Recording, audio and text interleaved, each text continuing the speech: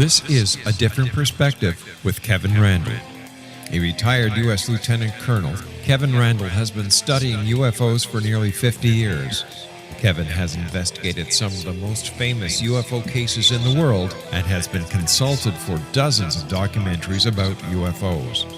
Considered one of the leading experts into the Roswell UFO crash of 1947, Kevin has written more than 25 books about UFOs, including the recently published Roswell in the 21st Century. Now, here is the host of A Different Perspective, Kevin Randle. And welcome to this two-part special edition of A Different Perspective. I'm the host, Kevin Randle. Before we jump into the middle of this, let me say that I'd like you to do here. If you think about heading over to Amazon and rate any of the books that you enjoy, this helps spread the word and about UFOs and alerts others to the topic. My guests today are Tony Bragalia and John Greenewald, who are at opposite ends of a long perspective about the latest release of documents, which Tony has suggested confirms the U.S. government is in possession of alien material, while Bragalia believes the documents prove that extraterrestrial materials have been provided to to American industry for reverse engineering, and to answer one of his FOIA requests proves it. The answer to his FOIA request proves it. John believes that there's nothing extraordinary in the document dump and that this FOIA response is typical of the government. I hope that the forum that we have here on this special edition of A Different Perspective will allow us to slice through some of the barricade, or probably better word would be barrage of documents, and figure out exactly what it means. Tony Bragalia is a longtime investigator into UFO phenomenon. He has spent years chasing the story of a memory medal that was recovered at the Roswell UFO crash. He has found scientists at the Battelle Institute who had worked on a similar project and believes that the inspiration for that medal was found on the Roswell debris field in 1947. This led him to make Freedom of Information requests to various agencies, including the Pentagon. The result was a number of documents, all classified at the lowest level, that Tony believed was an admission that the Pentagon and the federal government had recovered debris. He announced this on his website.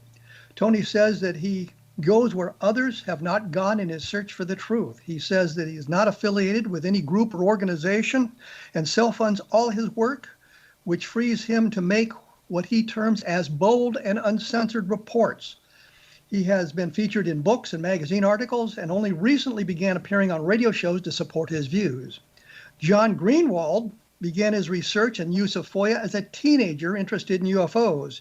Now a long-recognized expert in the use of FOIA and a professional who has not only appeared in documentaries about UFOs, but has produced them as well. He is routinely sought by the news media as they search for a rational voice in a field that is sometimes seen as fringe. And we wear tinfoil hats and that sort of thing. He is the creator of the Black Vault website, which has more than 2 million documents in its archive, not all of them dealing specifically with UFOs. His efforts over the year have resulted in the declassification of documents that have been long hidden in various government files. Many of his discoveries provide insight to the way the government has dealt with UFOs and a host of other topics, including the FBI files kept on UFO researchers and CIA documents that touch on UFOs. Now, I'm going to do what they do in the real world of this. I'm going to start with Tony. I hope you can briefly, and I stress the word briefly, tell us about your FOIA request and what conclusions you have drawn from those documents. Why do you believe this proves the extraterrestrial connection? Sure. Well, first, Kevin, thanks again for having me on again. I appreciate it so much. And you've done a good job of summing up this whole thing to date, I think. But I'll try to clarify a little bit more. As folks know, back in 2017, I had filed a FOIA request, which was made to the DIA.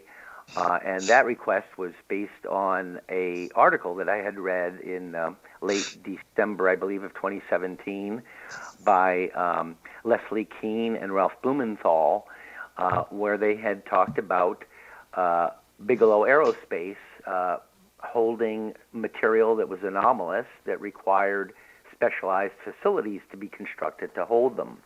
And I was very surprised that such a sentence was even in the article, and it seemed to not get a lot of traction. So I thought maybe the best thing to do would be to file a FOIA and make it as unambiguous in its meaning as I possibly could and as specific as I possibly could. And so I think I did that in a pretty good way. I had requested physical debris recovered by personnel of the Department of Defense as residue or flotsam or shot-off material or crashed UAPs or unidentified flying objects. Folks can see the FOIA request on my website at ufoexplorations.com. And in their reply, which took about 3.5 years to get, and many follow-up emails and phone calls to the DIA chief of FOIA, but I received back over 150 pages of documents that amazingly agreed and were responsive to my request for recovered UFO debris and its analysis.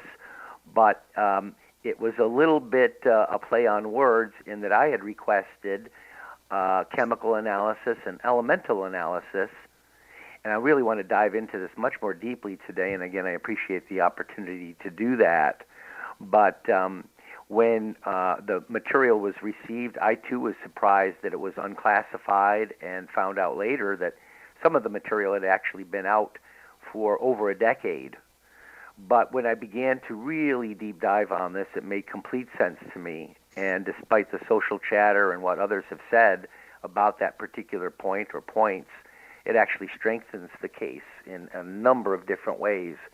And as we begin to really do a deep dive, a technical deep dive into this material, and I think and appreciate the opportunity to do that because I think we really need to, if we do that and we look at the technical aspects of the materials reports, it really helps us to understand why they were sent to me. It will help us to understand how these reports relate to UFOs and are in fact based on alien alloy study. If we have, you've got the format here, but if you wanted me to do a bit of a deep dive, point by point, on what was received and why I believe it relates very directly to UFOs, I'd be happy to do that. Well, let's hold off on that for a little while because we have the time to take a look at that. We sure do. But I do want to kind of go into that because I think that is where the central thing is. We can talk about all the ancillary things and the noise surrounding this and how John and I disagree about so many things. Let's but do yeah, that. when we actually look at the material, the things that were sent. Tony, yeah. Let me talk. Thank you. Okay, Kevin, sure. We can get into that a little bit later. I want to bring John into discussion here. Sure. Because he's now listened to what you've said, and I know he has some opposing opinions. So let's listen to what John has to say. John, I know you listened to this. So what's your opinion of where we are so far? Yeah. Well, first off, as always, thanks for the opportunity to join you. So yes, listen to what Tony said, and going through his FOIA request, which had a lot of detail on it. And I think that, in my opinion, that's where the confusion comes from. His original FOIA request has 7 total items that he had listed out on what he was requesting. And there's nothing wrong with that. It's detailed and to the point. But from a legal standpoint, what that means to a FOIA officer is you're not looking for material that meets every single item of your criteria, but rather it's considered or, meaning it's not number 1 and number 2 and number 3. It is number 1 or number 2 or number 3. And why that's important is that you can get material that is responsive to a small portion of what you're requesting. That doesn't necessarily mean the overall scope of what you're requesting is what triggered the response. So John, what you're saying here is that the FOIA officer, when he looks at the FOIA request, he is obligated to respond to it in a timely fashion. That's correct. In some form, but he doesn't necessarily respond to every aspect of the request if it is a detailed request. That's correct. So it can be a double-edged sword because it can create more confusion rather than clarity on why you received, XYZ with a particular request. And in this particular request that Tony had done, what I would point out is what's called item number 5, which does not mention UFOs, does not mention UAPs. And specifically, I'll quote it. It says the titles and authors of all technical and analytical reports conducted on all held material. Now, the reason why that's key is there's a couple quick points. Tony had set up the request naming ATIP, or the Advanced Aerospace Threat Identification Program. He had talked about Bigelow Aerospace and the material recovered from UAPs that obviously was from the New York Times.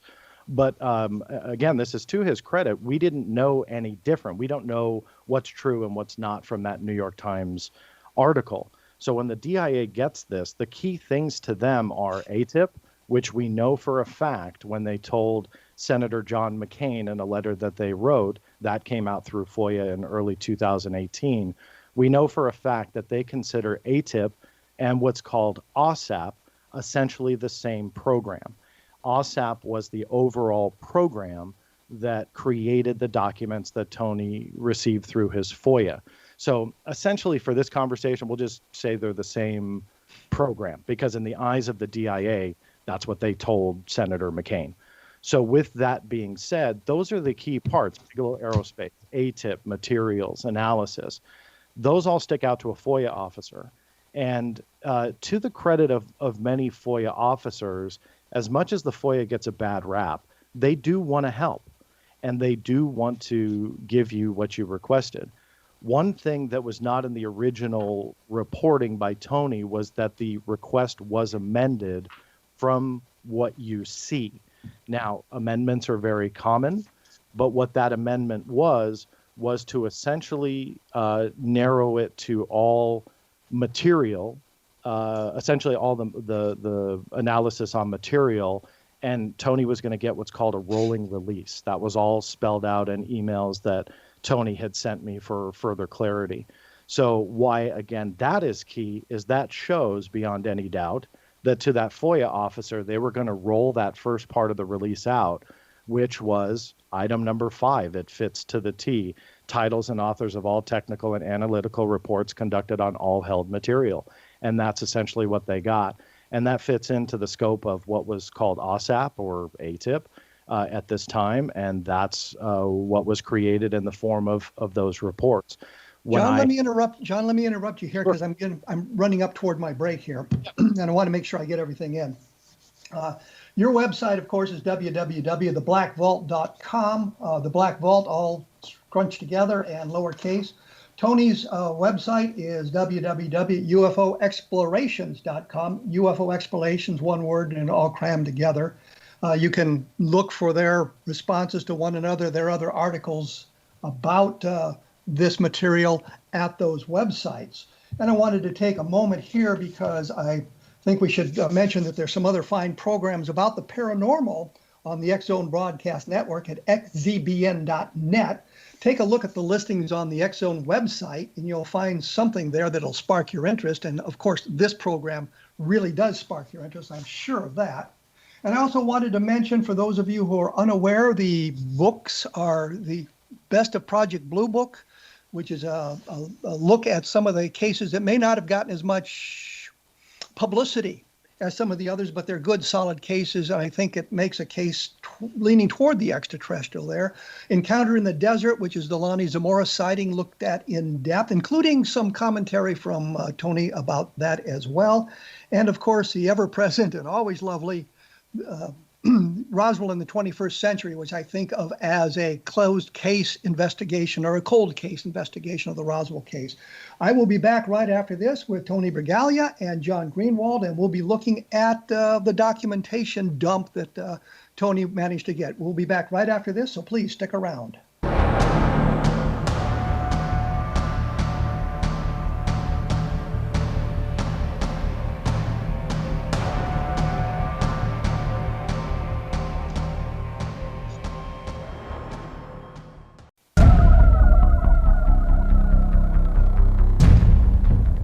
I am joined by John Greenewald, he of the Black Vault, and Tony Bragalia, he of UFO Explorations, in this special 2-hour, two-part, different perspective. We're discussing the documentation. John, when we went to break, I had interrupted you making a point about the way the FOIA officers respond to this, and I thought I'd give you a chance to finish that thought. Sure, I appreciate it, and I'll make it quick. In short, FOIA officers do want to be transparent. They want to help in most cases, not all, but in most. And I think that in this particular case, there was some, and I would hope that Tony would admit to this, some fairly strong worded, I would say, demands on how this FOIA case would be handled. And by Tony to the DIA, and in response, the DIA said, this is what I believe the amendment is. Tony agreed to that, which was the rolling release, and that's essentially what we have. So beyond that, when the reports came out, I think that we're not dealing with the UAP portion of the request, and especially on top of that, there's a lot of evidence that goes against that any of this had anything to do with UAPs, but rather it does fit into what the original OSAP or ATIP, what that whole program description was, which was advanced aerospace research, along with weaponry as well, that technology being used for weapons as well. Okay. Tony, you've, of course, heard what John had to say. And you wanted to take a little bit of a deeper dive into this material that you received. How do you connect it to the extraterrestrial? Well, that's a wide open question. What do you think of John's response or description of the way the FOIA requests work? Which is, I guess, a long, involved question. It is, and I'll try to calmly go through all of it. Of course, I disagree entirely with John and his assessment in every way. And I have the benefit of having been able to talk, actually, with the DIA chief of FOIA, Steve Tominski, on several occasions. And I allude to this in the emails that I presented publicly. And I'm glad that I did, because it confirms that not only was this written correspondence, but in fact it was also talks on the phone, great talks. We actually had several very, very intelligent, calm talks where he understood completely that I didn't want to have any games played relative to acronyms of programs, and that I was seeking information on UFOs, or we could call them UAPs, unidentified aerial phenomena. Either term was acceptable to me. Let's include both. He agreed. Steve from the DIA, who approved and released the material to me, was under no illusion that I was referring it every time and all the time to UFOs and UAPs, to Bigelow Aerospace, to debris, to testing of that debris. When John speaks about an amendment, technically there was an amendment, but what John has failed to tell listeners is that, in fact, my original request was clear, it was unambiguous, and had nothing to do with what the DI had originally thought was, which for me, which was to request all information on AATIP, all information of every type, which would have taken years and years to produce. I reminded Steve Tominski at the DIA that, in fact, no, that is not the original request. I'm not amending anything. I'm actually reiterating what I am seeking originally. And, of course, we've all seen the FOIA request, Tony, which details... yes. Tony, aren't we kind of getting lost in some semantics here? John talks about it being an amendment. You talk to being a reiteration of your original request. Isn't right, it I never... yeah. But isn't that basically the same thing? No, it's not, because an amendment would mean that there was something that needed to be amended, and there was nothing that I did to amend anything that I had originally requested. In fact, he referred back to the original request, and I don't know that I sent this to you, John, but he sent me back the original request and said, now I understand what you're looking for. And he sent to me the exact original request I had made back in 2017. So the idea that there was an amendment or a request for all information on AATIP, this is incorrect. The original request stands as only looking for UAP, UFO test debris, testing of debris as held by Bigelow Aerospace. Well, then let's take a look at, in the documentation you received, what specifically gets us to the UAP, a term I actually hate, by the way, for those of you listening out there. The UFO material, what directly relates to that? What proof is in those documents about the extraterrestrial? And I appreciate the opportunity to really dive into it a little bit more, because I think part of the problem, certainly John, I think, has misinterpreted in many ways this issue, and that is that at no time did I really expect to receive elemental and chemical analysis of extraterrestrial materials. That is something that would be like asking for the secret to the H-bomb. They're never going to give you the recipe to atomic energy. It's simply, you could FOIA it all you want, and they're never going to give it to you. But what they did do is provide to me research papers that do, in fact, find their impetus in alloys, alien alloys. And it becomes very evident when we do a very, very deep dive technically into the material that was received. And this, I think, is very, very important to do, and which perhaps to my fault has been difficult to do, because it is a complex story. It is a long story. Likely it requires a book, probably a very long book. But in the time that we have here, I will try to begin at the beginning. And the beginning was at Roswell and at the crash in 1947, and the material that was retrieved by the government. And this has always been my thing. You know, witness testimony is great. What people say is great. But what people found is of much more interest to me. And the relation to this material, these documents, and to Roswell is extraordinary. And as we look into some of the other material that's discussed in the papers that were received, we begin to see directly. Tony, excuse me. What exactly relates in these papers you received? What relates specifically to Roswell?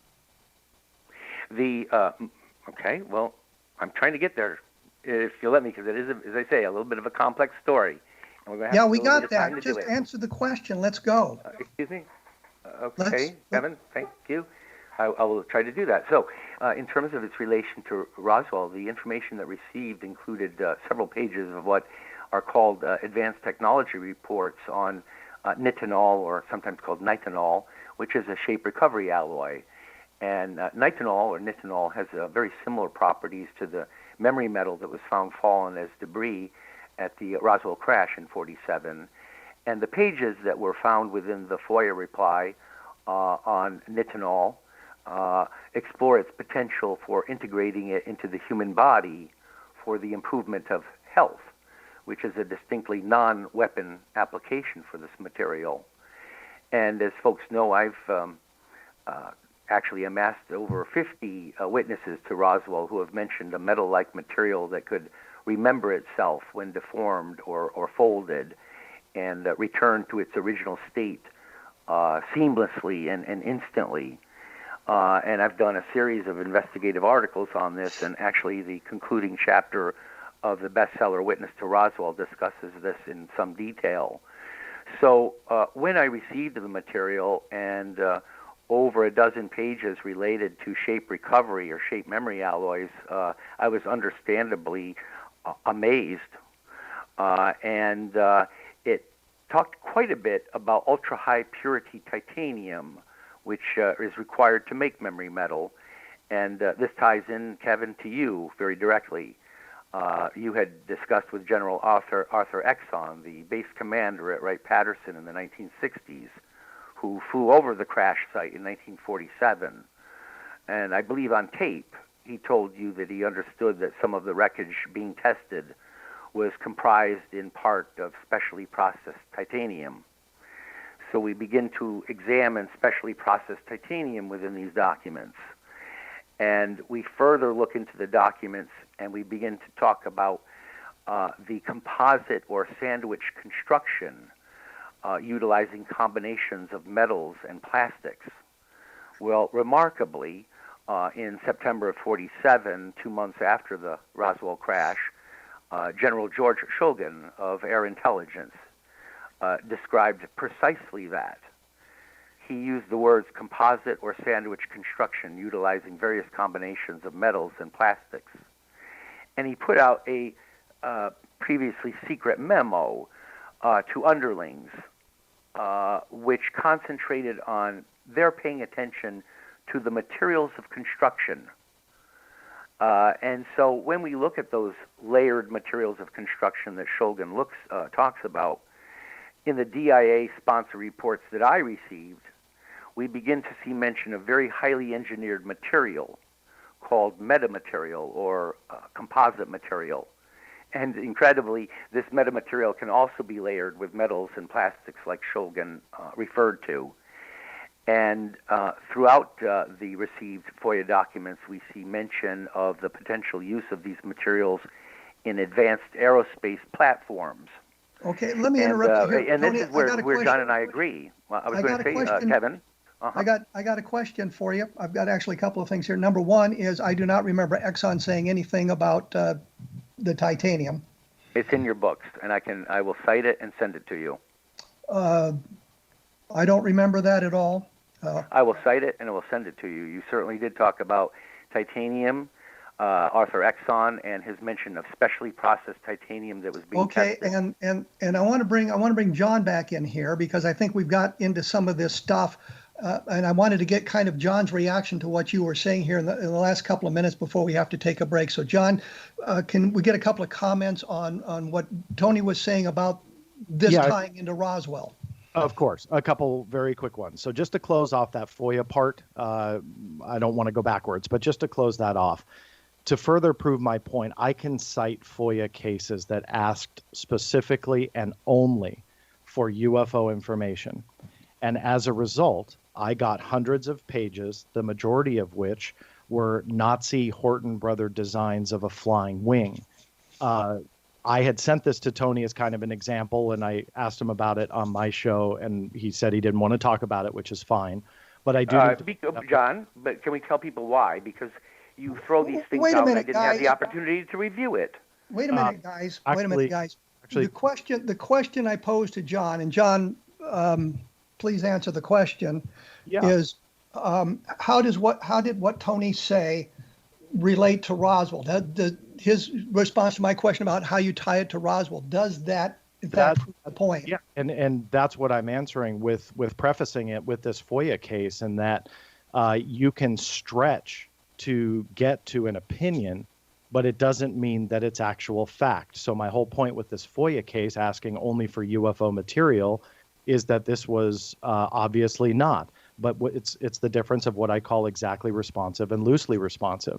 How this connects to Roswell, now moving to this FOIA case, is kind of beyond me. But I will say this quickly about nitinol and memory metal, two key words here that I feel Tony's biggest point is, that he connects it through his research. And that all is great. Those are all great opinions of a researcher who is focused on that. But there's an agency called the Defense Technical Information Center. And if we're going to base the existence of nitinol and memory metal analysis and connecting that, then it has to be connected to Roswell, and this has to be alien alloys, as Tony said it a few moments ago. DTIC has, as I speak, 371 full technical analyses on nitinol that you can access at any time going back decades prior to the reports that Tony is talking about. John, I'm going to have to interrupt you because I got to take a break.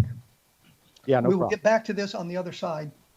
But and I appreciate you guys being so calm in this discussion. My website, of course, is www.kevinrandle.blogspot.com. I will have more information up about this in the next day or so that you all can take a look at some of these other aspects of it. We will be back right after this with John Greenewald and Tony Bragalia talking about all these sorts of things. So please stick around.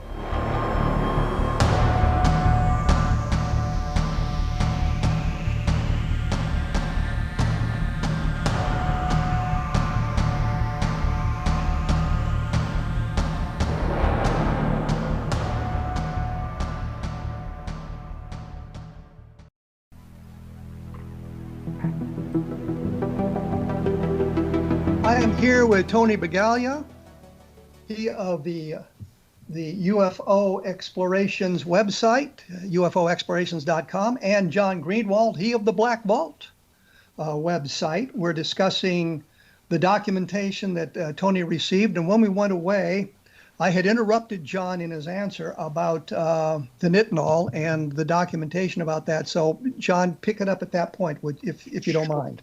So when talking about nitinol and memory metal and even metamaterials, I know we haven't talked about that, but that's another kind of buzzword in the UAP research realm in a wider spectrum. All of that goes back decades and decades, and there are reams of material available on all of that, including highly technical analyses and essentially getting into very much the hardcore science behind all of this. And John, let me ask you a question. Is there documentation that predates the 1947 crash in Roswell that deals with this kind of materials? Was there some kind of research going on prior to 1947? To be honest with you, I don't know the exact answer to that question because I'm just I'm citing. I can answer that. Well, I think my further point here is just because it's talking about nitinol doesn't necessarily leap it to connecting it to Roswell. And with the appropriate amount of time, I mean, I'm happy to look for you. My research angle is not nitinol, and the pure existence of that in this document that Tony is talking about, in my opinion, just doesn't connect it to Roswell at all.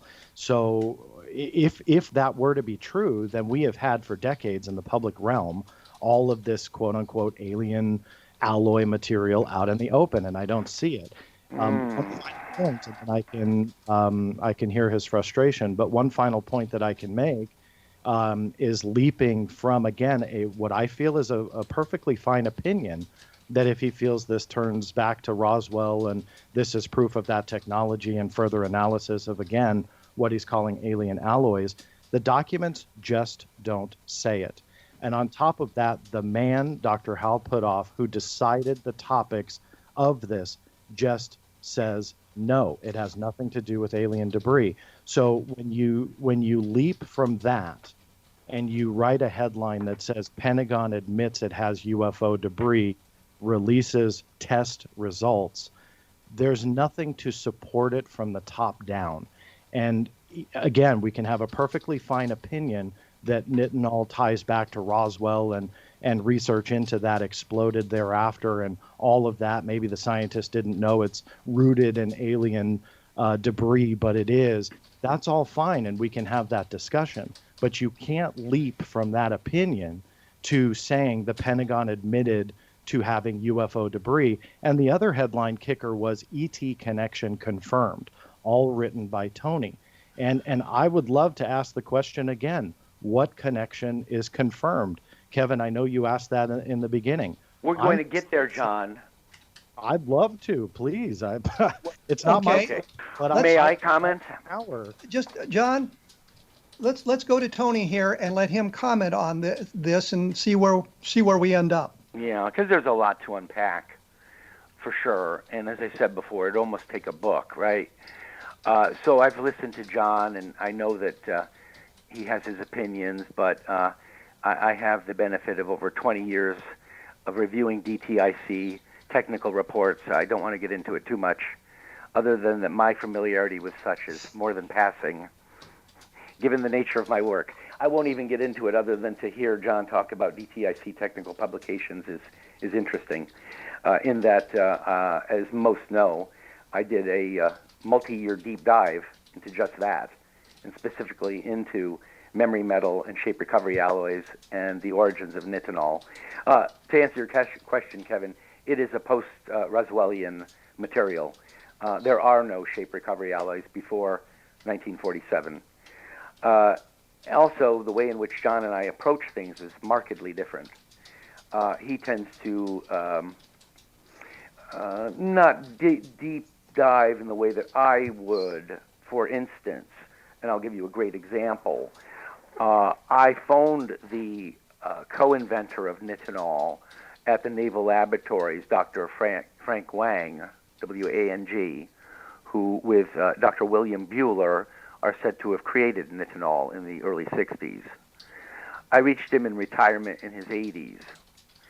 I asked Dr. Wang, would you please tell me, where did you get the phase diagram, the recipe to make memory metal? He told me that it came from Battelle. I said, well, how did it get from Battelle to you? And he said that it was presented to me by a general. I asked him, who was the general? How did you get it? How did this go about? Tell me. Carry me through it. And he said, I can't, I won't. And it's much more involved than that, much more complex than that. But my point is that I go a step further, and I call these folks, and I discuss as much as I can and as much as they'll let me what went down. How did you get this material? Who gave you the phase diagram to create memory metal? In the same way that I called Steve Tomisky at the DIA, I simply didn't email him or wait to hear from him. I called him. I talked to him on the phone. And again, I want to reiterate that he understood fully that this related to UFOs, so that when John talks about analyzing the response that I received from Steve, it's almost funny to me, because I'm the one that talked to the man, and I know for sure that he was not talking about John's fantasy of a cut and paste job or the term and or. Tony, in one sentence, in one paragraph of 30,000 words of communication with me and the DIA, as well as phone discussions. And Tony, John you're brings going up far something afield about here. Yeah. We need to get the well, okay, so question answered. the nitinol thing is, again, an affirmation that the documents I received relate to the material that was recovered at Roswell. To me, it's obvious. Okay. John?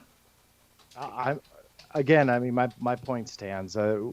It doesn't. You can find quite a few different things that comes post Roswell, and if you want to connect it, fine, and that's well and good. But to jump to that, to what was written and what was proposed and claimed, are two wildly different things. There's okay. Go ahead. Sorry. There's I thought you were done. Go ahead. There is a reason that I reached out to the man who created the focus of those DIRD reports connected to OSAP, which was Dr. Hal Puthoff. I don't know why Tony doesn't want to talk to him, and that's fine. That's all his business. I never said that. Don't put. I've never said that. Actually, sir, you said that on my show. I never said I don't want to talk to him. Wait. So I will pull the soundbite for you and send it to you and Kevin. So why you ignore Dr. Puthoff, who, again, was the one who created the scopes of all of this, I'm not sure, because you may gather some insight on what you're claiming. You may find reinforcement, or you may find contradiction. Well, right. I reached out to him, and the answer is the latter. It's contradiction. He claims that none of this had anything to do with aliens. Rather, he says that it ties into the actual scope of the program. And I told you the scientists don't know what the impetus of their work is. These are folks that we're talking about 72 years later. Well, I think, Tony, the point is here that in the documentations that you've cited, the 150 documents that you received, there is nothing that ties it directly to Roswell. You have concluded the nitinol ties it to Roswell, but the documents don't really say that. Am I correct in that? You are correct, and I think this is really where the problem lies.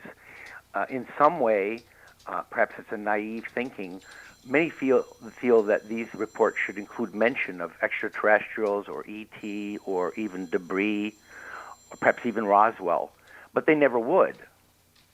These are technical reports, and from these technical reports we can glean much more, and I actually would like to strengthen the case about nitinol related to these documents and to UFOs and alien alloys, because as we continue to look at the technical papers, we begin to see that there are other materials that are spoken about that also relate to UFO technology.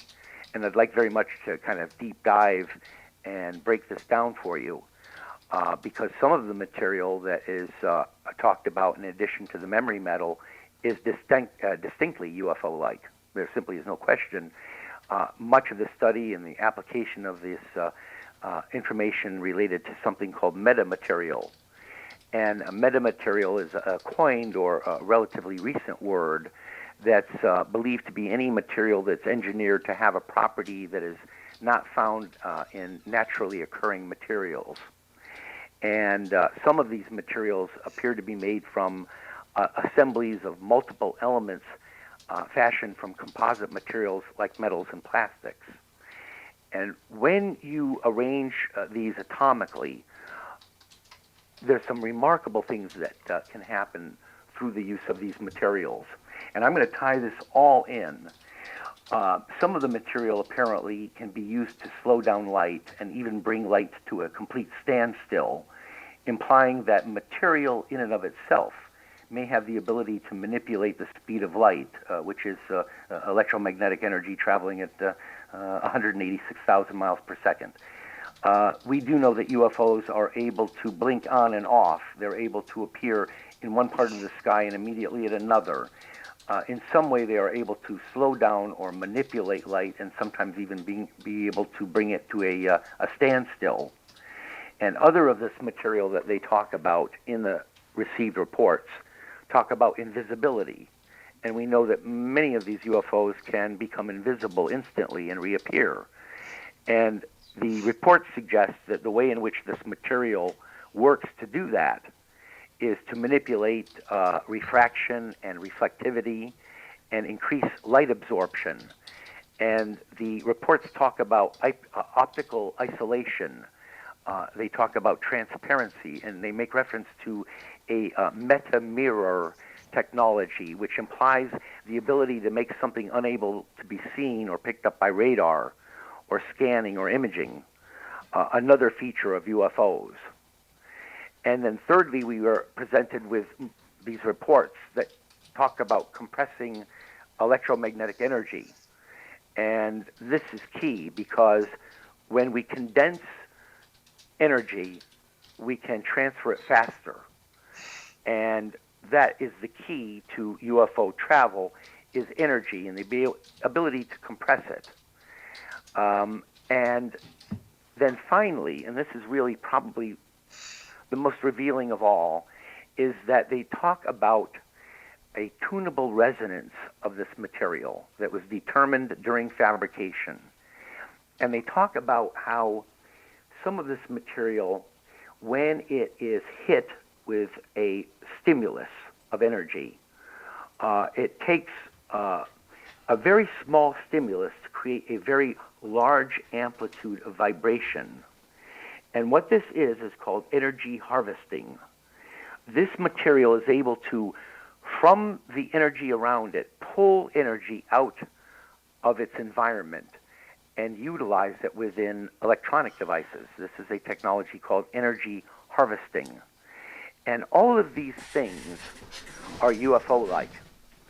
But what really, to me, was the most amazing thing, and it really occurred to me only recently, and it's going to tie right back to Roswell. Over the years, I've noticed that at the Roswell crash, none of the witnesses ever seemed to detail or report of anyone talking about an engine or a motor or a motive device. They never mentioned seeing a power source. And there was a sergeant named Bill Innes at Roswell Army Airfield in '47, the year of the crash. Tony, let me interrupt here. I've got to take a break. We'll come back with Bill Innes. We'll come back to Bill Innes right after we get done with the break here. So let me break in. And John, we'll get your response here right after that as well. So hang around, hang in there. The websites are UFOexplorations.com by Tony Bragalia and the Black Vault by John Greenewald. You'll find some good information there. And of course, take a look at www.kevinrandle.blogspot.com, because I'll have some additional comments and information about this as well coming up in the next few days. So we'll be back right after this. Please stick around.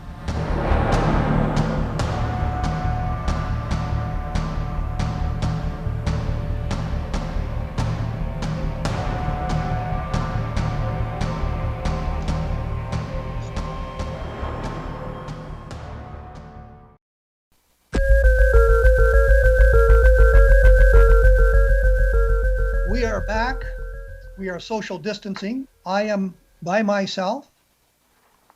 John Greenewald's by himself, and Tony Bragalia is by himself. We're scattered all over the country, so we're doing our part. When I took the break here, Tony, you were mentioning Bill Innes and his observations. So let's. Yeah, he was a sergeant that was there at the debris field, and the first time he was reached, he had denied that he was there, and that what he had heard was that it was a hoax. But 10 years later, he reapproached Tom Carey and Don Schmidt, UFO researchers, and said that he did want to come forward and say what he really had seen. And the reason he wanted to talk to them is because he said, guys, there was no engine, there was no motor. Before I die, I want to know what makes it fly. He says, I have an idea of what makes it fly, though. So they talked a little bit more and saw that they were all kind of talking about the same thing. It was the material itself, the debris at his feet. That is what made it fly. He said it was the strangest stuff, and that so much of it could do so many things. You know, again, we've all heard you couldn't break it, you couldn't scratch it. When you bent it, it went back to its original shape, et cetera, et cetera. And he said, I'm thinking, this is how it works. It's the material itself, because it was like liquid metal, which is what a witness, Frankie Rowe, had said. It was like it was molded, no seams. It was seamless. Well, incredibly, much of the documents that I received talk about liquid metal and seamless metal, pourable metal, which may actually take over plastics. These are called metallic glasses. These are novel engineering alloys with disordered atomic scale structure. And it's an incredible thing that they're working on now. And again, relates to UFOs. Again, no rivets, no seams or joining, smooth, like many reported UFOs, right? So you're dealing with metamaterial, amorphous material, morphing metal, material that can make things invisible. It sounds to me an awful lot like UFO material, right? So when John talks about weaponry and advanced aero platforms, absolutely. He and I are in agreement, and I've told him this before. I'm not saying that it doesn't relate to such things, even as the Pentagon says, but it also relates to this stuff, to these UFOs, and they've blended this artfully together. And there you go. The circle, comes complete. We're back at the beginning here. That is what I believe, Kevin. John. Yeah, so look, we could talk about the science all day long, and they've done... And we should. And we've, obviously done quite a bit of research when it comes to the U.S. military, U.S. government, and what they've funded over the last couple of decades. Everything that we've talked about is available very widespreadly and has been for decades throughout different programs, grants, so on and so forth. If the best we can do is just say the existence of a memory metal or nitinol or metamaterials or whatever is the tie to Roswell, we got to do a little bit better than that. And I can do that for you. Tony, please don't interrupt. John, go ahead. So when you look at the actual material that is there, if all of this truly connects to Roswell, then Tony's headline of the Pentagon admitting to UFO debris would have been true decades ago. But there's a reason why it's not. It wasn't true then, and it's not true now. Just because they admitted to these reports and sent them out, it fits in the scope of not only that program, but in research that they've done for decades. And the headline that the Pentagon admitted to this UFO debris, well, if the explanation is saying, well, this stuff is UFO-like, well, UFO-like doesn't make it UFO-related. And that's all I kept hearing was, well, UFOs have these characteristics, or UFOs have those characteristics, so ergo this must be tied back to Roswell and the explosion of research done on all of this material in the decades thereafter. I don't see it that way, and I feel from the top down that yet again we can make the connection and have an opinion. An investigator who has devoted obviously a very long time into researching the science and memory metals and nitinol and Roswell and finding that there is something that I truly believe exists, And it's what I call the I want to believe syndrome. And why I say it that way is that what you want to believe, you will find a way to get there. And it's hard for any human being to get beyond that. And I believe that that's a situation that we're dealing with here, that for quite some time, I know Tony has dealt with memory metals and tying it back to Roswell and aliens and so on.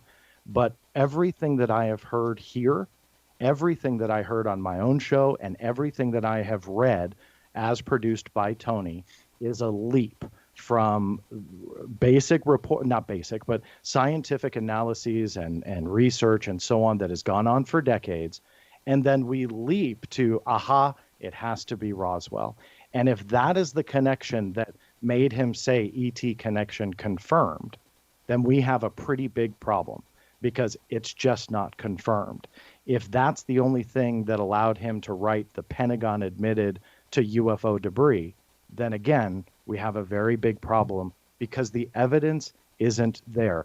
And let me close it with this. If it was, I truly believe, even though I harp on the mainstream media a lot, if this was real and the evidence was truly there, we would have heard about this on 60 Minutes, Fox News, CNN, the front page of the New York Times, and Tony's laughing, but it's no laughing matter, because this topic deserves more than sensationalized headlines and speculative claims. It is fine to have an opinion, a theory, and a belief that this connects, but the proof is not there. Tony. Thank you for the opportunity to respond. I need to take a breath, because as both of you know, I can get quite hot-headed. John has a naive expectation that the word extraterrestrial or ET or Roswell or alien would appear in these documents. He wants it real nice and clean, because that's the world he comes out of, documentation, right? But my world is quite different, and yes, we do have a problem. And so I would begin with that. I would also say that, John, I don't know how strong of a science and engineering background you have.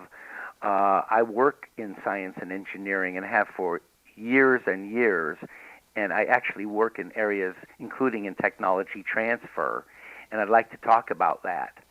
And the kind of things that you're saying and words that you're using, well, we'll talk about that later, but I think we can do better than say sensationalized.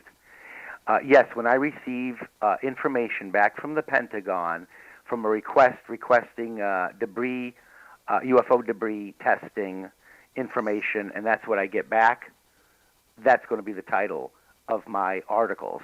You better believe it. Is it sensational? I guess so.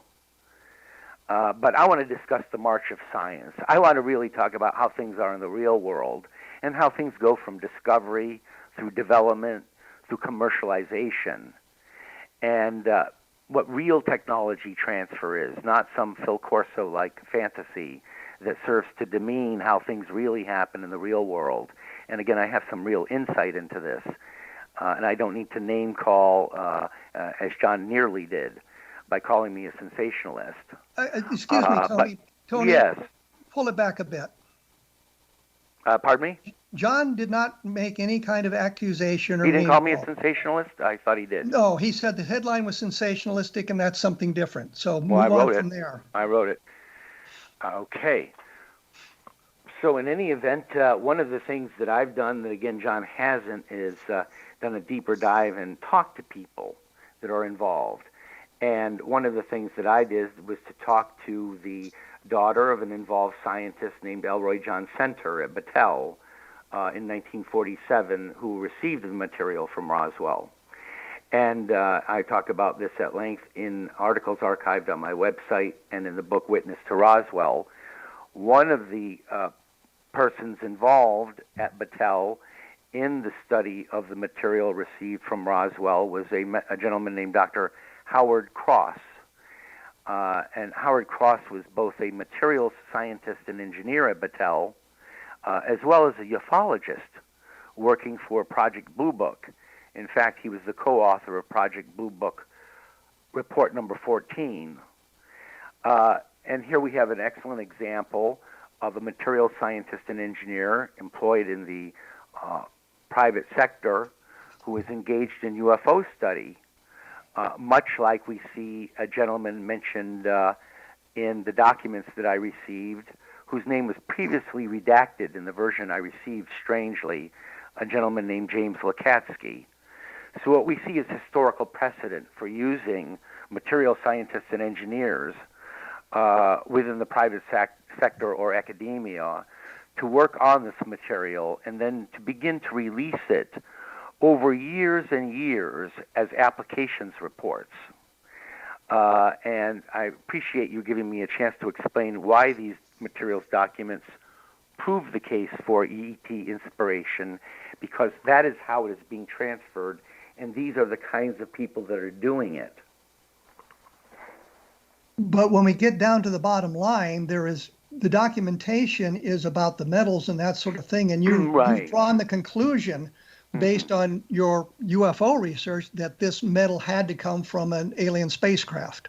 Because of the reply that I received as well. I mean, let's be plain about it. Unless someone has basic reading and comprehension skill issues, it is clear as the nose on my face that I requested information on UFO material, testing of that material, and material that was held at Bigelow Aerospace, and I received documents in kind.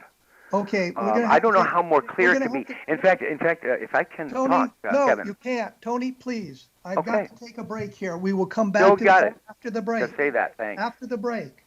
Thanks Thank so you. much. This is the end of the first part of our discussion on the documents Tony received from the government and John Greenewald's conclusions drawn on his research into those documents as well. We will be back next week with the completion of the discussion and more information about this from both these gentlemen, and hope we can draw some sort of conclusions at the end of that would be satisfactory to at least the public out here. I'm sure we're never going to get a meeting of the minds of John Greenewald and Tony Bragalia on this particular topic. So we won't even hope for that, but we'll hope that maybe those of you out there will understand better what's going on here and how some of these things are maneuvered through the UFO field, I guess is the best way to say it. Trying to be as neutral as possible as I can here. In the last few minutes here, I would like to just point out that I've got a number of books out there for you to take a look at, including Roswell in the 21st Century, Encounter in the Desert, the best of Project Blue Book. I'd appreciate that if you guys take a look at it. And I should mention the book coming out in just a couple of weeks. By May 1st is UFOs and the Deep State. And had I written that book this year, it would be a little bit different simply because of things that have transpired in the last year and a half. But it draws a parallel between what is going on in the deep state, the shadow government, the hidden government, and the investigation into UFOs, and how all of that has been affected by that sort of influence. And that's why we end up having these kinds of discussions with John and Tony, is because we do not have all the information, because it's being manipulated, and it's clearly being manipulated. I think that we have to, I think we all agree on that the information is being manipulated. Don't know exactly, well, I do know their purpose, but that's a show for another time. Next week, and I say next week, Tony and I and John and I will continue this discussion, but next week we will have the second part of this special edition of A Different Perspective, and we will finish our discussions at that point, because we have no choice. We'll have to finish them at that point. So you have been listening to A Different Perspective on the X Zone Broadcast Network, and I'll be back in 167 hours with the completion of this. So thanks for tuning in.